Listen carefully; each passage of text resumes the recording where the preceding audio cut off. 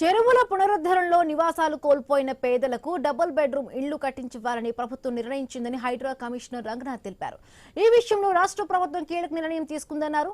మాదాపూర్ సున్నం చెరువు, ఉప్పల్ రామంతపూర్ చెరువు బాధితులతో సమావేశం సందర్భంగా రంగనాథ్ ఈ విషయాలు తెలిపారు. ఇక బాధితులకు డబుల్ బెడ్రూమ్ ఇళ్లు మంజూరు చేయాలని సీఎం రేవంత్ రెడ్డి ఆదేశాలు ఇచ్చినట్టుగా తెలిపారు. చెరువుల పరిధిలో గుడిసెలు ఉన్నాయన్నారు. వాటిలో ఎంత మంది నివసిస్తున్నారో వివరాలు సేకరిస్తున్నట్టుగా తెలిపారు. ఇళ్లు కోల్పోయిన బాధిత కుటుంబాల వివరాలను రంగనాథ్ అడిగి తెలుసుకున్నారు. ఇక స్పష్టమైన ఆధారాలతో జాబితా సిద్ధం చేయాలని అధికారులను ఆదేశించారు.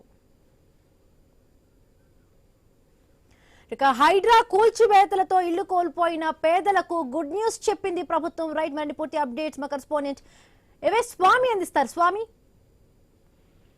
హైదరాబాద్ లో వైపు చెరువుల పునరుద్ధరణ కావచ్చు, ప్రభుత్వ ఆస్తుల సంరక్షణ కోసం ఏర్పాటు చేసినటువంటి హైడ్రా చేస్తున్నటువంటి ఈ కార్యక్రమాల్లో కొన్ని చోట్ల పేదల ఇళ్లు దెబ్బతింటున్నాయి. దాంతో వారికి ఆసరా నిలవాలని చెప్పేసి ప్రభుత్వం నిర్ణయించింది. దీనికి సంబంధించి నిన్న హైడ్రా కమిషనర్ రంగనాథ్ కార్యాలయంలో కీలక నిర్ణయం తీసుకున్నారు. మాదాపూర్ సున్నం చెరువు ఏరియా కావచ్చు, ఉప్పలు రామంతపూర్ చెరువు సంబంధించినటువంటి బాధితులతోటి రంగనాథ్ సమావేశమయ్యారు.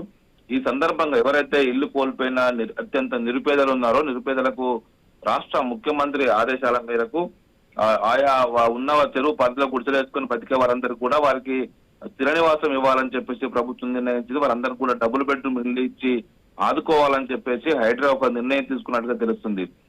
హైదరాబాద్ నగరంలో అనేక చోట్ల కూడా ప్రతి నిత్యం ఏదో ఒక ప్రభుత్వ స్థలాల్లో కావచ్చు, వైపు చెరువుల చుట్టుపక్కల చాలా మంది పేదలు అక్కడ నివసించడం కోసం గుడిసెలు వేసుకుంటున్నారు. హైడ్రా వాటిని సంరక్షించే క్రమంలో ఆ ప్రాంతాల్లో చేపట్టినటువంటి ఆపరేషన్ల కారణంగా చాలా మంది ఇల్లు కోల్పోయారు. దానివల్ల హైడ్రా పైన కొంత వ్యతిరేకత కూడా వచ్చింది. ఇటీవల కాలంలో పేదలు గుడిసెలు వాటిని తీసేయడం కోసం వాటికి నివాసం సందర్భంగా వాటిని తొలగిస్తున్న సమయంలో వారి కనీస సామాగ్రి బయటకు తీసుకెళ్లే అవకాశం కల్పించాలని చెప్పేసి కూడా రాజకీయ పార్టీలు కావచ్చు, ఇతర సంస్థలంతా కూడా ఒకవైపు హైడ్రా పైన మండిపడుతున్నారు. ఇలాంటి సమయంలో వారికి కొంత వెసులుబాటు ఇచ్చిన తర్వాత తొలగించాలి. హైకోర్టు సూచనల మేరకు వారికి నోటీసులు ఇచ్చిన తర్వాతనే వైపు ఇలాంటి తొలగింపు కార్యక్రమాలు చేపట్టాలని చెప్పేసి కూడా సూచించారు.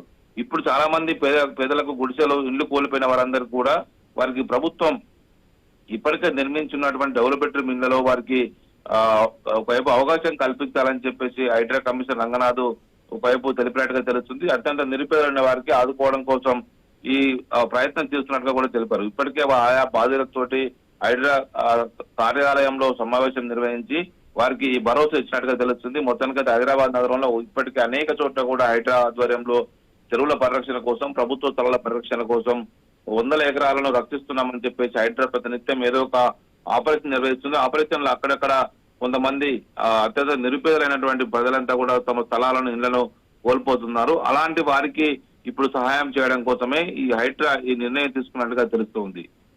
Right, thank you Swamy.